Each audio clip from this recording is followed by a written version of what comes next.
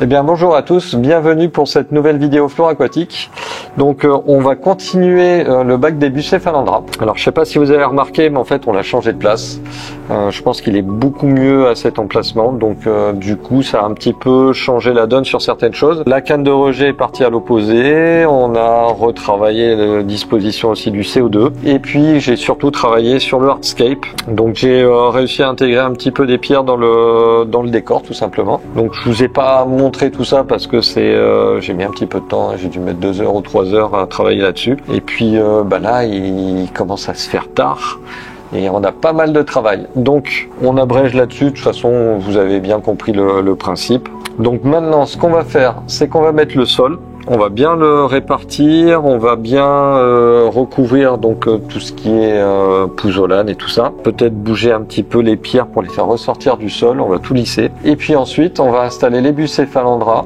Je sais pas combien il y en a, mais il y en a une vingtaine d'espèces, donc on va les dispatcher un peu partout, sur la racine, sur les pierres, et pour finir, eh ben, on va mettre le bac en eau et en route. Alors, ce que je vais faire, c'est que je vais pas bosser dans cette position-là, j'ai mal au dos, j'ai mal aux genoux, donc je vais bosser en position droite, ça sera beaucoup plus pratique, donc vous n'allez pas me voir, mais vous allez m'entendre et vous allez voir surtout ce que je fais. Alors, à présent, on va mettre le sol. Alors là j'ai déjà mis un petit peu de sol, et ce que je fais c'est que je m'aide d'un pinceau pour bien le répartir. Là je vois par exemple il y a une pierre qui dépasse, on peut l'enlever celle-là. Alors ce qu'on va faire c'est que je vais déverser le sol et puis on se retrouve après et je vous donnerai 2-3 explications en plus par rapport à ce que je fais. Alors là on a déjà placé pas mal de sable, donc ce que je vais faire maintenant c'est un petit peu le répartir. S'il faut en remettre, on va en remettre. Et déjà, on va voir ce que ça donne en le répartissant un petit peu. Alors, je rappelle, hein, c'est un bac de présentation de Bucephalandra. On essaye de faire un petit hardscape sympa, mais on pourra pas corriger certains défauts.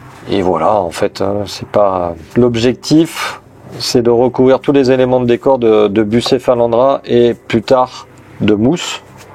Donc de Phoenix Moss ou peut-être une autre mousse, on verra. Pareil hein, pour les cannes de rejet d'aspiration, on a celle-là, on est en train de voir pour un truc un peu plus sympa. Alors il y a aussi un truc dont je voulais vous parler. J'ai d'autres pierres qui sont disponibles que je vais certainement dispatcher au fur et à mesure que je vais introduire des Bucephalandra. En fait elles vont juste me servir de support de Bucephalandra. Donc on va essayer de les intégrer évidemment de manière jolie dans le décor, mais ça va être surtout des supports de Bucephalandra. Donc en raccord avec on va dire les pierres principales. Donc voilà, moi je pense qu'on n'est pas trop mal. Alors effectivement, il y aurait la pente à perfectionner, des trucs comme ça. J'espère que si on n'a pas trop de soucis d'algues, on aura quasiment tous les éléments de décor recouverts de Bucephalandra. Ça va prendre pas mal de temps. Hein. Bucephalandra, c'est une plante à croissance lente. Elle a besoin au début un peu de s'acclimater au bac, puis ensuite elle va pousser à raison de celle où on aurait de la chance qui pousse le plus rapidement possible. Ça pourrait être une feuille semaine, mais généralement c'est minimum 2 feuilles semaine à 1 feuille par mois selon les espèces. Maintenant on va attaquer la plantation. Alors l'idée c'est quoi? En fonction déjà de leur taille. On va mettre les plus grosses en arrière-plan forcément et les plus petites en avant-plan. En sachant que pareil sur la racine, je vais pas m'amuser à mettre par exemple sur les branches des grosses plantes parce que quand elles vont se développer, elles vont faire un énorme bouquet, ce qui va pas être du tout joli et qui risque de faire de l'ombre aux plantes qui sont en dessous. Donc je vais mettre les plus petites, mais vraiment les plus petites sur les branches, les premières branches. On peut mettre des grosses à la base de la branche, donc ça fait un peu un aspect un petit peu naturel.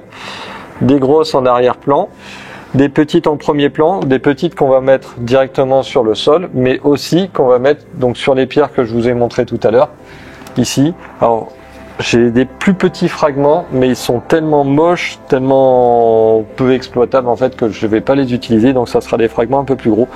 Et ça va permettre justement aux plantes, au fur et à mesure qu'elles se développent, de pouvoir coloniser par exemple toute la pierre et de se développer correctement. Je vais vous montrer vite fait comment je prépare les plantes et puis un petit collage par exemple. Et puis ensuite, on se retrouve une fois que j'ai fini toute la plantation pour en fait la mise en eau du bac. Alors les plantes, elles sont là, je les ai préparées, je les ai mises dans une petite boîte qui permet de maintenir l'humidité. Donc comme d'habitude, elles se présentent dans un pot avec un petit peu de laine de roche pour les racines. Là donc j'ai identifié. Et ce que je vais faire au fur et à mesure de ma plantation, donc j'ai fait un petit schéma, c'est même pas un schéma, c'est un quadrillage. Et ça va correspondre un petit peu aux zones du bac. Donc je vais noter à chaque fois ce que je mets à peu près à tel endroit, où ça peut prendre 2 cases. Donc on verra. Ça me permet d'identifier les plantes sans avoir à avoir une étiquette en fait qui va gâcher le bac, pardon. Oula, c'est tard. On va faire comme ça permet d'identifier les plantes. Il y en a beaucoup, on va en recevoir d'autres. Donc à identifier, au bout d'un moment, on s'en sort plus. Les Bucephalandras se ressemblent énormément, surtout au début. Ensuite, en évoluant, elles prennent bien leur forme aquatique avec leurs couleurs.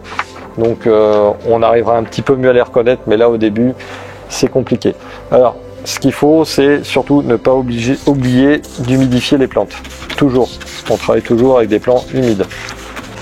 Donc on enlève du substrat délicatement. Alors ça fait pas longtemps qu'elles sont dans le substrat, donc ça va à peu près, c'est assez facile.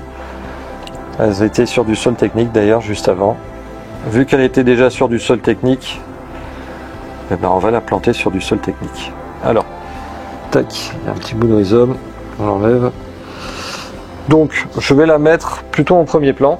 Donc on travaille toujours avec une surface humide et avec, on va la mettre par là par exemple. Allez. C'est pas une plante qui grossit beaucoup. J'humidifie le sol. Je prends ma petite pince à planter. Alors comme je l'ai déjà expliqué, il faut pas que les rhizomes soient dans le sol, sinon ils pourrissent. Alors, je vais même le faire à la main. Donc uniquement les racines dans le sol, les rhizomes hors du sol. Dans la nature, c'est comme ça qu'elles se développent. Si on enterre les rhizomes, ils pourrissent tout simplement. Je vais me noter ça. Donc on est à peu près, si on suit le quadrillage, on est à peu près par là. Ça c'est la première. Impeccable. Donc là j'ai positionné mes 2 plants, là ça tombe très bien. Donc maintenant je vais mettre juste un petit point de colle de chaque côté pour assurer le coup. Ça suffira largement. Voilà. Bien là. Je vais pas insister. Tac. Et ici. Un petit peu bougé, mais c'est pas bien grave. Hop. Allez, j'ai plus qu'à noter l'emplacement. Et puis je vais continuer avec toutes les autres. De la même manière. Donc on se retrouve une fois que j'ai fini la plantation. Alors voilà, on a planté 19 Bucephalandras différentes. Donc j'ai fait effectivement des bouquets. Donc comme je l'ai expliqué tout à l'heure, j'ai mis des petites Bucephalandras sur la racine. J'en ai mis un petit peu en avant-plan. Je sais pas si elles vont tenir parce que les racines sont pas beaucoup développées, donc on verra, peut-être qu'on les bougera par la suite. Et puis ensuite j'ai un petit peu dispatché un petit peu partout dans le bac, principalement sur des corps, mais un petit peu aussi enraciné aussi. Voilà, donc on a bien humidifié, tout est prêt. Maintenant ce qui reste à faire, c'est le remplissage. Donc on va y aller tranquillement pour éviter de bouger tout ce qu'on a planté, tout simplement. Ça va prendre un petit peu de temps, donc on y va.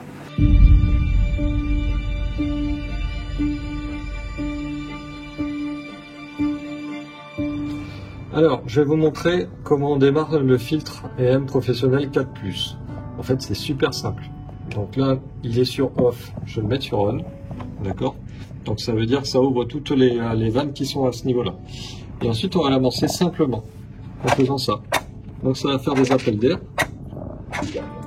Au début, c'est un petit peu long à venir, et puis d'un seul coup, ça vient.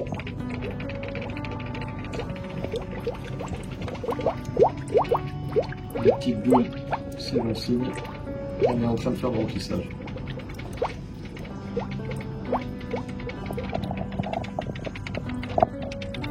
On entend qu'il y a de l'eau qui rentre.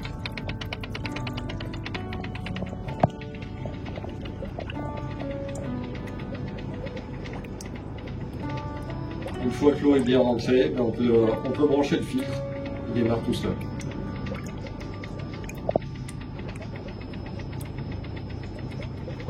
Alors après, pour l'aider un peu, on peut sortir ça, comme ça l'appel d'air il se fera un peu plus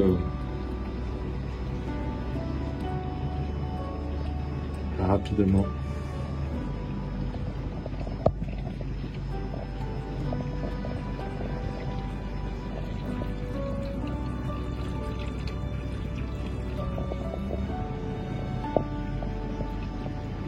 Alors, on a fini le remplissage. Alors, j'ai eu un petit souci, c'est que la petite plaque de mousse que j'avais mis au fond, est partie, et puis ça a un petit peu remué le sol technique. Donc l'eau est trouble, c'est pas très grave, le filtre va s'en charger. Donc on a lancé le filtre, on a donc chassé l'air qu'il y avait dedans, on a réglé un débit. Alors moi j'ai mis un débit pour le moment qui est pas très fort, et comme je vois pas très bien jusqu'au fond du bac, pour l'instant j'y touche pas. On va laisser la filtration se faire. C'est pareil, je viens de lancer le CO2. Alors pour l'instant le diffuseur est pas encore rodé, donc il me fait aussi un petit peu des grosses bulles. Je vais le laisser tourner je pense quelques heures, et dans quelques heures de toute façon la membrane va commencer à se roder, et je vais pouvoir aussi le régler de manière à ce que il n'y ait pas trop de perte de CO2 tout simplement. Comme les Bucephalandra sont des plantes à croissance lente, on a besoin d'un petit peu de CO2, mais pas besoin de charger le bac au taquet. Ça sert à rien de balancer trop d'engrais. Si la plante en prélève un petit peu, c'est plutôt chercher un peu les embrouilles avec les algues. On va essayer de limiter la casse. Donc je vais injecter un petit peu de CO2, mais pas trop. Donc on verra demain les réglages. Pour vous, ça va être dans quelques instants, tout simplement. On va faire quelques plans de coupe et puis on vous mettra ça en image. Donc voilà, l'aquarium est lancé. Donc du coup, maintenant il faut un cyclage aussi, comme tous les aquariums. On va mettre un petit peu de Zenfish dedans aussi, ça va un peu permettre à la faune de se développer. Et puis après, on va laisser le bac évoluer. On vous montrera régulièrement des vidéos sur ce bac, évidemment. Comme on va implanter encore de nouvelles Bucephalandra, on va vous le montrer aussi. Et progressivement, en fait, la plantation va se charger, et les plantes, elles, en se développant, vont s'étoffer. Donc, moi, ce que j'espère, c'est qu'il y ait une colonisation maximale.